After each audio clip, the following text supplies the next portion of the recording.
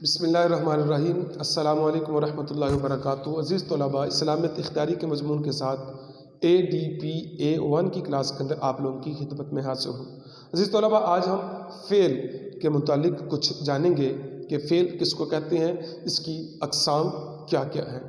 سب سے پہلے ہم فعل کی تعریف دیکھ لیتے ہیں کہ فعل کس کو کہتے ہیں۔ وہ کلمہ جس سے کسی کام کا کرنا یا ہونا زمانے کے تعلق کے ساتھ پایا جائے۔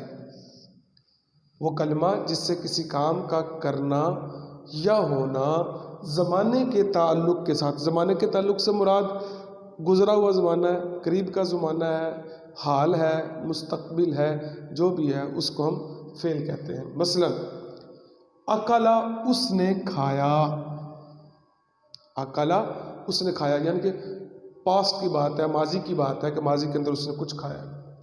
یشربو، وہ پیتا ہے یا وہ پیے گا، یعنی کہ عربی کے اندر پریزنٹ اینڈ فیوچر کے لیے ایک ہی استعمال کیا جاتا ہے سینٹینس، یشربو، وہ پیتا ہے یا وہ پیے گا، یہ بھی فعل ہے۔ اس کے بعد افعل، امر ہے، تو کر، تو یہ سارے فعل ہیں، یہ فعلوں کی اگزامپل ہیں۔ تو فعل کو ہم ویسے 4 حصوں میں تقسیم کرتے ہیں: فعل ماضی،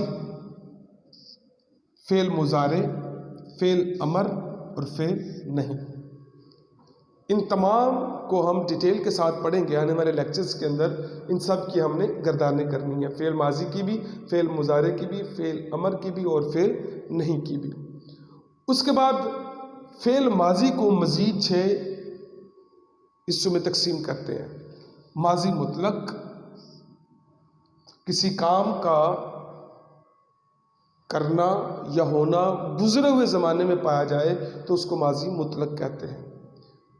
ماضی قریب، کسی کام کا قریب کے گزرے ہوئے زمانے میں پایا جائے اس کو کہتے ہیں ماضی قریب۔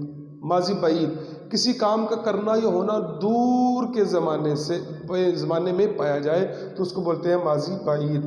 استمراری، کسی کام کا کرنا یا ہونا ماضی میں بار بار پایا جائے تو اس کو ماضی استمراری کہتے ہیں۔